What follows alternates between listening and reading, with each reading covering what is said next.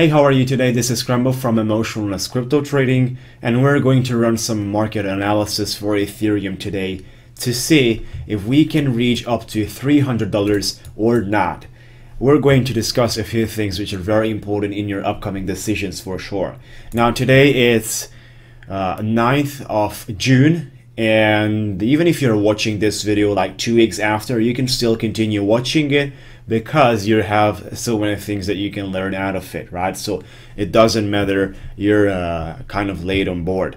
Now, what I wanted to show you at first is the market cap, which is close to 105 billions. We're seeing the market increasing, especially because Ethereum and Bitcoin had an increase, right? Usually a big percent of the market is inside the Ethereum and Bitcoin, right? So that's very easy to understand. Now we had a 7.25 increase for Ethereum in the last 24 hours and a nice 3.80 for Bitcoin. Now what I wanted to show you is for the Poloniex exchanger on the Ethereum side, we had 9.10, right, increase in the last 24 hours. So let's get started, guys, with the market analysis that I wanted to run with you. And we're going to take it from the bottom right over here. So we are going to discuss from here, right over here. This is the bottom. We're actually where we have created the major support zone has been established right over here. So this one is the major support zone that we have currently.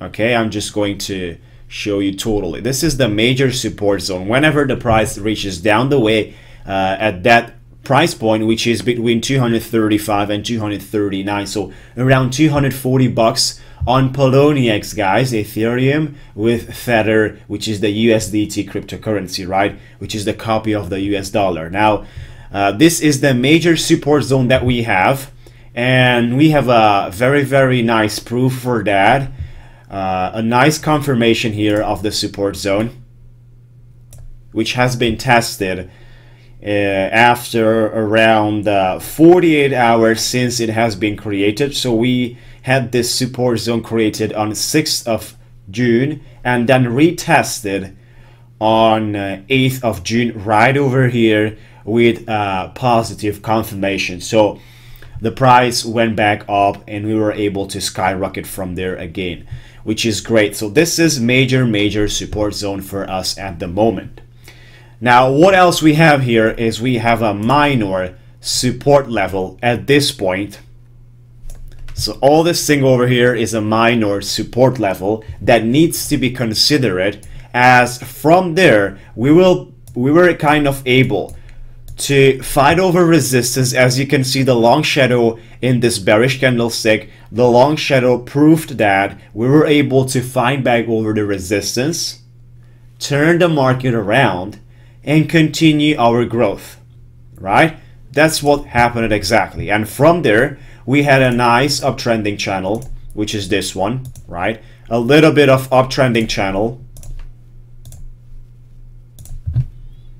which ended up in a nice parabolic move upwards that created another structure, which is another support level that should be called as a strong one right over here. This is another strong support level, guys. This is not a support zone, it's just a support level that we have here.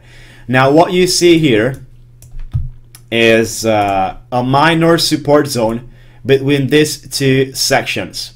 Minor support zone. The reason I'm calling it this one as a minor, and one of the reasons for that, is it has not been tested, only for once right over here. So we have the place where actually it has been created, right? This is the place from where we know it has been established, and we need some confirmations along the way to have a new major support zone. Now I do like to see what's going on over the next 24-48 hours. If we're able to transform this minor support zone, or maybe right now it's still not minor, maybe it's major support, as well as like the other, which is priced, like I said, around 239, 235. Maybe this one is a major as well. but we still need more data. We need some confirmation. What a confirmation means is the market should test those levels again. And if we fight back, and if we fight over the resistance and the support takes control again over the market, so it fights back again at those pricing points, that means it's a strong one and it's not just a minor one. So what we have here is exactly the same example. Down the way here where we have the major one, it has been tested exactly like I explained you. Therefore, this zone is a strong one, and it's not just like a minor one, it's a major one. Now the same thing here for now, but it's still minor. Alright, so we have this minor support zone, and the price could way extremely easy for it to decrease below that, and I would not find that a ridiculous problem or a terrible situation if we would see the price decreasing below the minor support zone. What I would see a terrible situation, in my opinion, is to see the price reaching down to the major support zone and fighting over this support level as well that we have over here, right? So it fights over the minor support zone.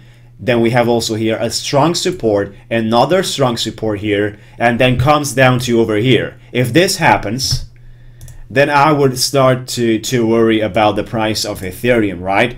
Now if this happens over here and the strong major support zone is not going to be able to fight back with all the power that we already had, and we were confirming right over here, but also when it was established right over here. So if we're not able to fight back at that point, if we're coming down the way like this, and we're kind of fighting over here, and if we're not able to take again parabolic moves upwards, then obviously we might see Ethereum at even lower levels, such as till the next support zone, which is a major one that we have over here. Over there, $209 major support zone that we have. Now, to see Ethereum down from 276, which is the actual price right now on the Poloniex, down to 209, should mean a crush of the market, right? A crash usually of the market. So that's what we have, that's where we are, and that's probably like 0.1% to happen. Other possibilities should happen in a way more feasible way, and that is to beat and to fight over the all-time high that we have right over here, which is the major resistance that has been created. This is the major resistance for now. This is what we know, guys. This is what we have for now as data to consider as major resistance. So probably we're going to bounce and have a zigzag pattern inside the should I say like between the major resistance level and the minor support level that we have here. So that's a minor support level there. Okay, so we're going to see some zigzag movements, in my opinion, which would be great. Something like this. Okay, the market would be nice if it would react like that, and would be extremely normal for me to see Ethereum finding a steady point, following a zigzag pattern continuously, ongoingly, till a point where everything is just gonna settle down. The volume is gonna decrease, but that doesn't mean the price will decrease, because people will not sell. I know a lot of people believe in Ethereum is going to reach thousands of dollars, and I would like if you could share your ideas around that. Do you believe Ethereum will reach till the end of this year at least 500 bucks? If so, drop down the comment.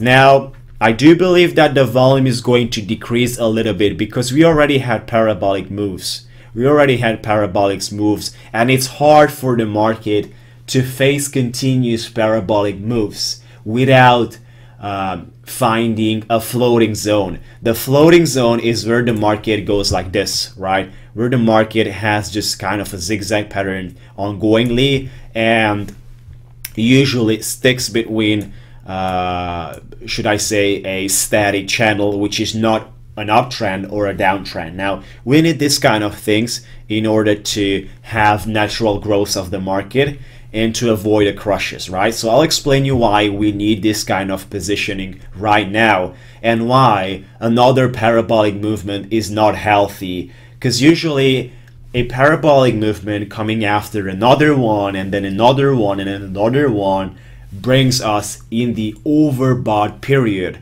and that means a market correction after that, which is very normal. Now that's why we don't need Ethereum to be overbought. We need a steady increase, and the best thing that I could present you would be here on paint very quickly the way that Ethereum was growing and the way that Ethereum will grow if so everything runs correctly ongoingly, right? So we're starting like down the way over here with, you know, a normal uptrending channel, and then at some point we had parabolic growth, right? And then the chart is kind of continuing like this, finds the resistance, comes down to the major support, and then continues, you know, zigzag patterns and all that stuff, but again finds a little bit of resistance, but again supports, fights back, and we're able to create an uptrending channel, right? And again another parabolic move, and again the resistance. So actually the same pattern follows every single time. Okay, the same pattern can be seen, an uptrending channel which again creates another parabolic move, and then again the resistance fights back, and we're having some zigzags over there, and then some decrease in price, but again some, you know, nice uptrending that brings us to the you know, kind of a steady level where we're again taking off, right? So again the resistance is fighting back, and the same thing, the same pattern, guys, is just going to be in a cycle over and over as long as the support comes in constantly. If the support comes in constantly, which is very fair because of the huge popularity in Asia but also Europe and all around the world of the Ethereum, guys. Huge popularity means a nice support like this, which is very steady, right? We're always fighting back whenever we reach to this kind of period, right? We're always fighting back, and we're right there because of the steady support that comes in whatever happens with the price. So as long as the support is always growing in a steady way, for us that's great, for us that's amazing, and this is actually what we need. Now only parabolic moves such as this, and then down the way, and then again upwards, and then down the way, and then again upwards, and such a things are not healthy for the market, because at some point we're ending up seeing major collapses in the Ethereum price. That's why I don't like these kind of things. Even if I could very easily bound down the way, buy at the bottom, and always buy at the bottom and sell at the high, right? I could very easily do that. Now I know that a lot of people would lose money if we would see a lot of these parabolic movements, because 90% of the market would not know how to control their trades at that time, and they would trade in the opposite way. Buy high, sell low. Buy high right over here, sell low, because the fear of not losing more money. Then again they're buying because of the fear of not missing out, and then again they sell low because they don't want to lose more. So every single time that 90% of the market buys high because they don't want to miss out great profits, and then they sell low, which is a huge mistake, guys. And I've just explained you that I don't like this type of patterns for the entire industry. Now for me that's fine, because now I know how to handle this type of pattern, and now I'm able to buy on the deep and then sell high. Always on the bottom, buy at the bottom, using the indicators, using my market analysis skills. I'm able to figure out when we have reached the bottom, always and always. That's very important to know where to enter, right? So that's kind of all about the Ethereum, and what I'm waiting for now is to see a steady position somewhere at the price we are into, including the minor support zone. If we're getting in that minor support zone and we're still continuing to be having an, you know, kind of an average activity there without major parabolic moves, but like I said, support needs to be constant and bringing up the price up to $300, which is extremely feasible for us. As the entire market cap grows, the only thing that we can expect is growth. Now some of the altcoins are decreasing while some of the other altcoins are increasing. That's very normal. It's just like a cycle, and it works periodically. Some of them are good this week, the other ones will be good the next week. You don't have to be worrying about that, right? So another thing that I just like to point out is you guys were asking me continuously when the price was around $240, $220, $200 if it's not too much for one Ethereum. Now my response for you is the proof of the market that we have today. Ethereum, it's at 272, and it's nowhere near to be finishing with the high support that we're facing, right? So we're under a nice huge cycle which started a few months ago, and from there everything started to blow out, including the market cap. Now you guys will find the response in the price of the current, in the current price of the Ethereum, which is 272. Was 240 too expensive? Was it like that? Was it like 220 too expensive for you? Was it 200? Was it 150? Let's consider talking around Bitcoin. Was Bitcoin too expensive at 1,500? What about 1,800? What about 1,000? I know a lot of people saying when it was 1,000, they were like, oh my god, this is going back to 50 bucks. This is going like this is going like that. This is too expensive. You know what I'm going to do? I'm going to wait for the price to decrease. And do you know what will happen in the market? The market was never decreasing. And they were waiting for that decrease. So over the years, they lost the possibility to buy in and then accumulate profits. And now they're kind of getting crazy around the subject when you tell, hey, did you buy your Bitcoin at that time when you said you want to buy, but you thought it's too expensive? They used to get crazy because they lost probably hundreds of thousands of dollars by not joining Bitcoin at a very, very early stages. So the same thing happens with the Ethereum. Are you going to get crazy in 2019? 2020, when Ethereum is going toward a few thousands? Are you going to get crazy? And remember when you said Ethereum is too expensive at 272, I'm not going to buy it. I'll wait for the price to decrease. What if that never happens? And what if you're missing the train, right?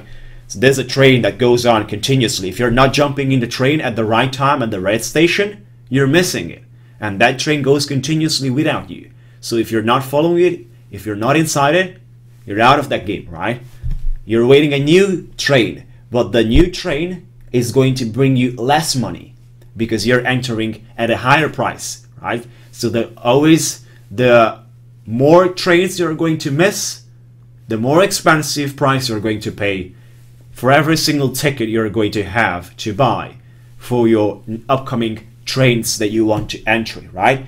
If you're going long term, you're buying a ticket, 272 right now, 2019, 1,800 bucks. What are you going to say? And guess what's going to happen at that time? People will say, well, $1,800, too expensive. I'm not buying it. I'll wait till the price comes down to 1,000. And then we have 2025. The price of Ethereum, 5,000. For example. These are not my predictions. This is just example. What people will say who didn't buy at 1,800. They'll get crazy. And they will keep using that example all their life. Because that's the way it works. If you're not jumping in a train, you're missing it. And then if you miss it, it's obvious. You're not having any results. So that's kind of all about the crypto space and long-term investments that I can share with you along with the Ethereum market analysis. Now, I hope this video is not too long, but also includes a lot of value in my opinion for my YouTube community.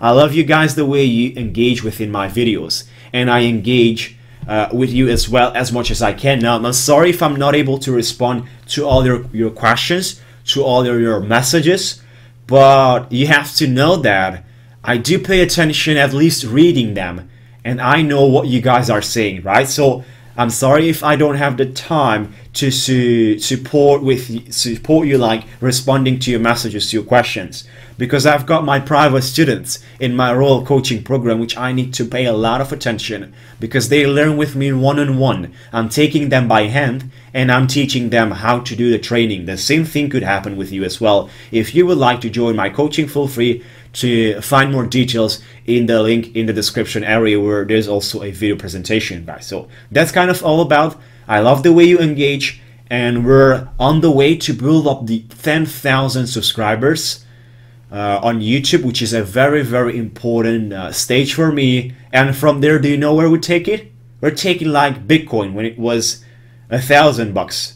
We're taking it upwards to 100,000 subscribers. And we're going to make an amazing community out of this YouTube channel. I'm here for you. I'm here because I see a lot of people being impacted positively by following my content. So that's why I'm here, because of your messages, because of your comments, because of all the nice vibes around and amazing support that you're offering to my YouTube channel. Thank you once again, guys, and I truly appreciate all your movements around the crypto space, whether it's on my YouTube channel or whether it's someone else, right? I do appreciate you're in the crypto space and you're open enough and you're open-minded to understand that this is the actual future of the technology. I mean, it involves part of the technology, right? So that's kind of all about this. Is Scramble. Feel free to subscribe to my YouTube channel. And do you know what?